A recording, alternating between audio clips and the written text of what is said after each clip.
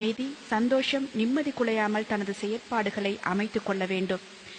எது வந்தாலும் சரி என தூக்கி வீசிவிட்டு தனது விருப்பப்படி நடப்பதற்கு அவள் மேற்கத்தேய மனைவி அல்ல.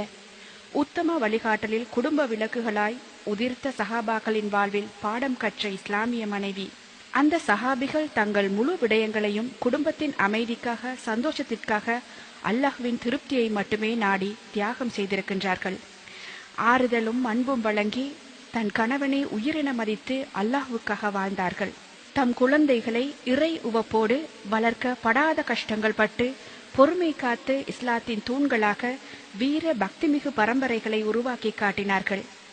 தன் குழந்தை இறந்ததை கூட தன் கணவனின் அமைதி, நிம்மதி குலையக்கூடாது என்பதற்காக ஆறுதலாயும் அமைதியாயும் புத்தி சாதுரியமாகவும் கூறிய குலவிளக்குகள் நமக்கு படிப்பினையாக அமைந்திருக்கின்றனர். இவ்வாறு தானும் ஒரு மனையாளாய் அமைய வேண்டும் என்ற தூய எண்ணம் ஒவ்வொரு மனைவியிடமும் வர வேண்டும்.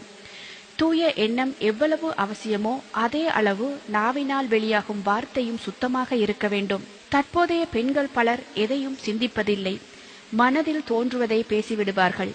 இதனால் கணவன், பிள்ளைகள், உறவினர்கள் ரணங்களுக்கு உட்படுகின்றனர் என்பதை ஏனோ இப்பேதையர் உணர்வதில்லை. வேகமாய் வரும் அம்பின் தாக்கத்தை விட வார்த்தைகள் அதிக தாக்கம் ஏற்படுத்துபவை. அவற்றை இலகுவில் அழிக்க முடியாது. எனவே ஒரு இஸ்லாமிய மனைவியின் வாய் வார்த்தைகள் அன்பு, அமைதி, ஒற்றுமை என்பவற்றை ஏற்படுத்தும் வகையில் வெளிக்கொணர வேண்டுமே தவிர குடும்பத்தின் அமைதியை குளிதோண்டி புதைக்கும் வகையில் வெளிவரக்கூடாது. மனைவியின் சத்தம் நன்றி கெட்ட வார்த்தைகளால் ஓங்கி நீதிமன்றம் வரை சென்று விவாகரத்தை பெற்று வரும் குடும்பங்களை நாம் அன்றாடம் பார்க்கின்றோம். இவற்றில் நாம் பாடம் படிக்க வேண்டுமே. கணவன், பிள்ளைகளின் தவறான செயற்பாடுகளை குத்தி காட்டுவதும் பிறரிடம் கூறுவதும் இன்று மனைவி என்ற தாய்க்கு பழகிப்போன பழக்கம். தவறின்றி மனிதனில்லை, மனித தவறுகள் மாற வல்லவை. மாறும் வகையான குடும்பச் சூழலை அமைத்து குறைகளை மறந்து நிறைகளை போற்றி தன் குடும்பத்தாரின் செயல்களை சீர்படுத்துவதே சிறப்பு. தவிர அதை குத்தி காட்டுவது இழி செயலாகும். குற்றவாளியை மேலும் குற்றவாளியாய் மாற்றுவது அவனை சுற்றியுள்ளவர்களே.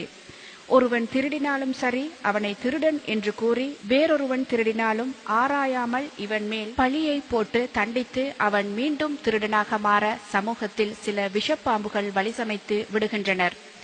இவ்வாறான தவறை மனைவிமாரும் செய்யக்கூடாது.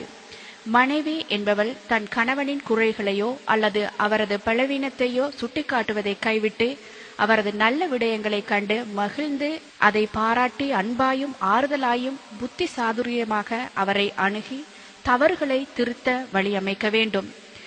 அன்பிக்கும் உண்டோ அடைக்கும்